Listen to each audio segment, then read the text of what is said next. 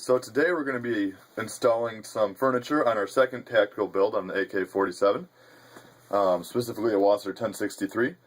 So today we're going to be installing the Midwest Industries furniture for the for the front handguard, a Magpul AFG2, a Mako pistol grip in flat dark earth, a Voltor buffer tube, and a Magpul STR stock.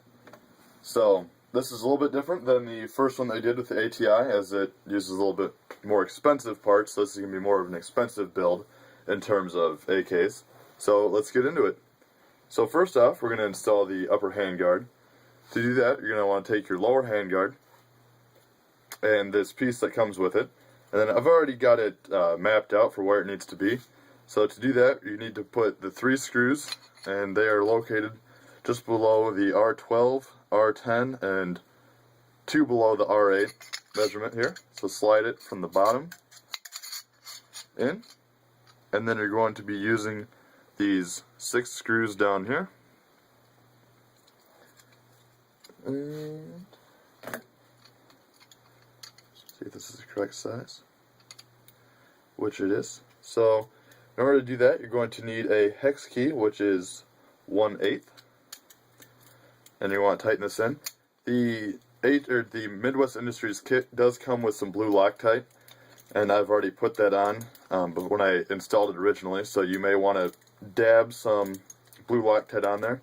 It did work really well when I was taking it off. It actually was a little difficult, but not so difficult that it's impossible. So you're going to want to install all 6 of these. And I'll cut the video and I'll come back once all 6 have been installed on both sides. Fastening in the piece of metal that's going to be fixed to the barrel. We're going to move on to installing this part here, which will be actually fastening to the barrel. To do that, you're going to need these 4 screws down here, and you're going to be installing them with a 9/64 hex key. So it's going to be a little bit bigger than the last one. So let's do that here. Now it's a good note to note that the L will go on the left side when you're looking down the barrel, and the right will go on, or the R will go on the right. So what you're going to do is slide it underneath. Take this key, or take this piece here and drop it on.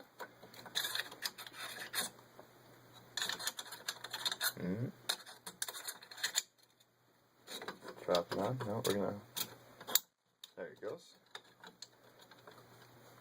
Pretty tight there. And install the screws.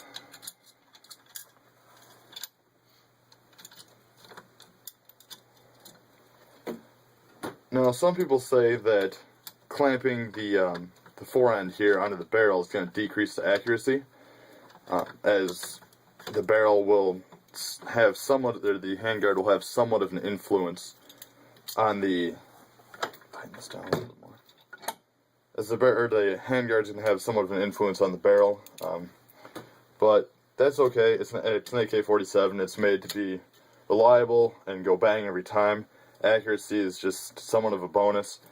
I have a tough time shooting even, sub MOA, which is, I think, fairly common. It's not the most accurate weapon out there, but it's good, it's reliable, and I trust my life to it. So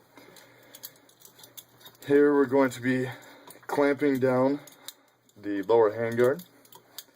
Now, another disadvantage to using this Midwest Industries forend is that to clean the gas tube, you need to take off all of this, because you can't just pop out the gas tube because it's screwed on. So it is a little bit more difficult and painstaking. What I do is just get a 12 gauge bore brush and run it in while it's still connected to the gun, and rinse it out with a lot of water. So, and again, it's, as we mentioned in previous AK videos, it's an AK. In terms of cleaning, it's not really a necessity, so don't feel like you need to do it all that often. So now we're going to be installing the gas tube before installing the upper handguard cover. Alright, so now we're going to want to mount the, or tighten down the mount to the gas tube. You're not going to want to make these too tight, just snug enough that they're touching, and that will hold everything in place. Okay. And then to install the upper handguard here. You're going to have the T's on the left. Drop it on over the mount, and you should be able to line up these holes with the holes for the screws. And again, you're going to want to use a, make sure this is the right one. You are going to want to use a 1/8 Allen key and install the 4 screws.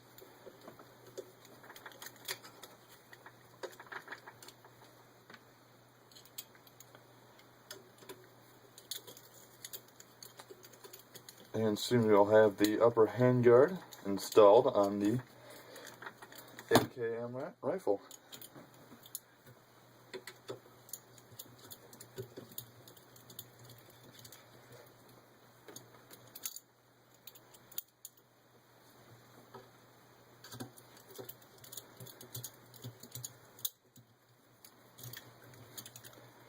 Alright, so now that we have that installed, let's move back to the rear where we will install the pistol grip and the Voltor buffer tube along with the Magpul STR stock.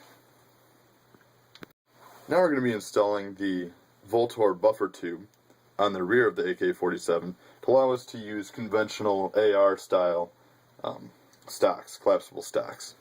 So the Voltor buffer tube is, in my opinion, a little bit better than the ATI. It's a lot easier to install, easier to take on and off and whatnot, and didn't take any modification to get it to fit the rifle. Another cool aspect of it is it is a hollowed out tube that comes with this cap, so if you want to put some supplies in there, you can. Batteries or matches or anything, you can feel free to put those in there.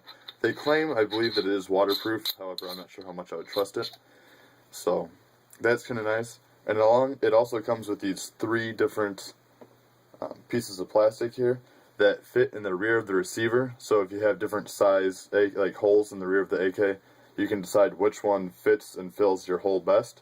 So you can choose from the 3. I've decided that this one fills the back of my receiver the best. And then you're not going to want to lose this little square nut that slides right in the bottom here, and that catches the screw when we install it.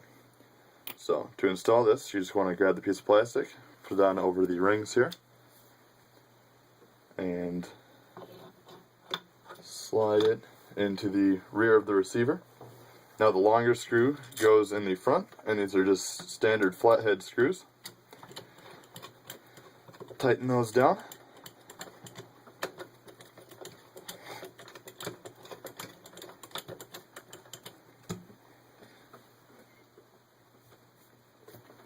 Like I said, I really like this stock. It's just very easy to install, and it allows to use all the fancy AR style stocks that people conventionally use, like the Magpuls and whatnot. And it looks like I've actually tightened it down too much. You don't want to tighten down the front one all the way, because I'm sure you can see the tube has angled up a little bit. So don't tighten the front one all the way down, just get it in there somewhat snug, and then install the rear screw.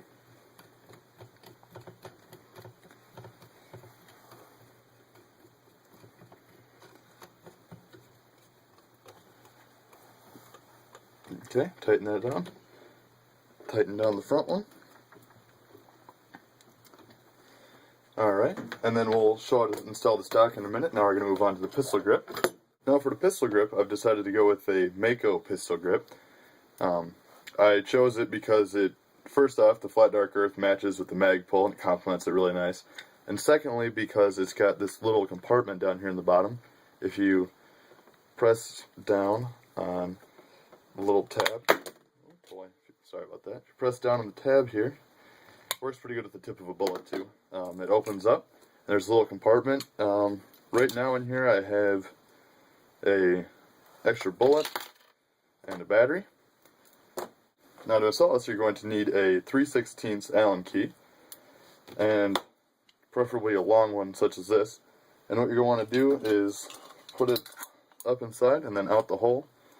And then it connects here with the little metal piece here that comes out the rear of it, or out the bottom of it rather. And I'm going to ask my cameraman if he can hold that tight while I screw it on. Thank you much, Mr. Cameraman.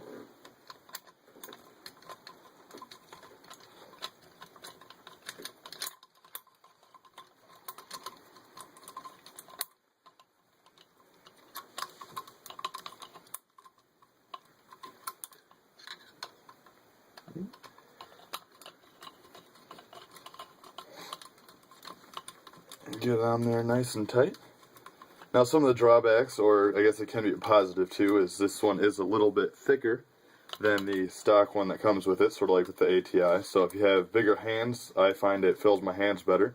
However, if you have small hands and or short thumbs, it may be a little bit more difficult to grab all the way around it.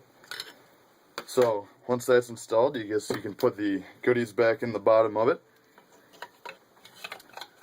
This way. And then, like I said, just keep an extra battery in there for my optic.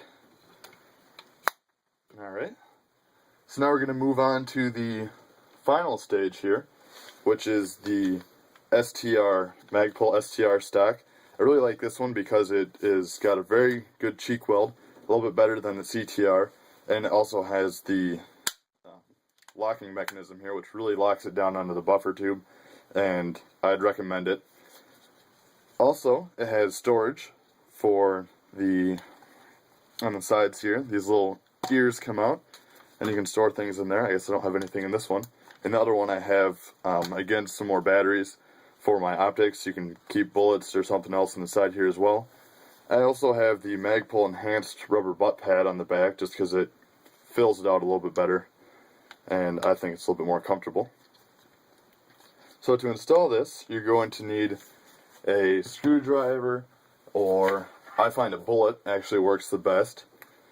And I'm going to put this in the vise here, make it a little bit easier on me. Huh?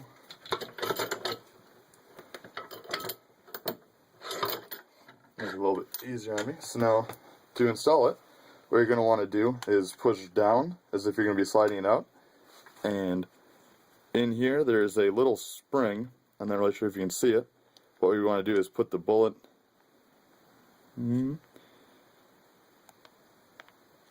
inside and lift it up, which allows it to slide onto the stock. If you're having troubles with it, I'm sure that there's videos on how to install stocks that are a little bit better than this one, but this should get you started. Okay, so slide it on, and then you're going to want to move the spring down. Alright, so now we've got the stock installed. As you can see, it slides forward and back. I should have checked beforehand. I'll put an annotation. I believe it is a 6-position collapsible stock. This is, you can count here too. 1, 2. This is a boring video. 3. Alright, so it is a 5-position collapsible stock. And like I said, it works out really nice. The Voltor buffer tube, I'll go over the prices of it all at the end here. But now we're going to move on to the Magpul AFG 2, installing on the lower handguard. So we're just going to flip it over here. Now to install this, it comes with, you're going to need just a flathead screwdriver, so you want to back it out.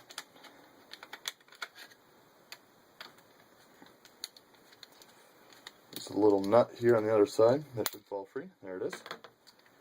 And then push this through. Now you're going to want to find out where it is most comfortable for you when installing it. I like mine more towards the rear, so find out where it lines up with your Picatinny rail, and then you are going to push it through. So after you get the screw lined up with a slot in the Picatinny rail, you're just going to place the washer back on it and tighten it down. Again, using Loctite at your discretion. If you want to use some, that's fine. If not, it's okay too. Now the Magpul FG2 also comes with a flat piece here if you don't like the little finger support that it provides. It also comes with a flat piece, so you can exchange this with a flat piece, which is kind of nice. So finally, we are going to be installing some XTM rail covers. Now to install the XTM rail covers on the Picatinny rail, what you're going to want to do is interlatch them here. As you can see, they go into the slots. I'm sure if you have a pair in front of you, you can kind of see that the tabs fit into the inside of this, and then these tabs will fit on the inside of this. And what you're going to want to do is just push them together, set them on top of the Picatinny rail, and then snap them into place. I'm doing alternate black and tans because I think it looks kind of cool. Now, I'll note one thing on this is the sling mount. You're not going to be able to use this anymore if you put the XTM rail covers up this far. I typically don't use this front sling mount anyway, so it's not a big deal. But if you do decide to go all the way up to the front, what you're going to need to do is sand down. There's a little tab on the inside here, and that's going to be rubbing against the sling mount. So just take a piece of sandpaper and sand down about a 1/16 of an inch or so. So that way it doesn't make contact with the sling mount. So I'm just going to go and continue installing the XTM rail covers on the rest of the Picatinny rail, and we'll come back in a little bit to finish up. Now finally, any tactical AK is going to need some sort of optics. So I've gotten the Vortex Strike Fire along with the Primary Arms 3x magnifier, which I just recently got them, so I'm not going to give a full review or anything on those. However, there will be some in future videos to come. And I also have the Midwest Industries optics mount. So I have it mounted on here, and then I'll show you how easily this goes on. All you do is you have your optic mount here, slide it over it, and then flip this lever over. Oh, I must have missed it. Slide it over, flip the lever to the other side, and then there it is. Rock solid, not going anywhere. And this actually has held a very true zero on previous optics in the past. And I'd highly recommend the Midwest Industries optic mount. So here it is. It's the final edition of the Wasser 1063 tactical style, and we'll be comparing this one to both the wooden Wasser 1063 as well as the ATI package that we installed in the previous AK. So stay tuned for that.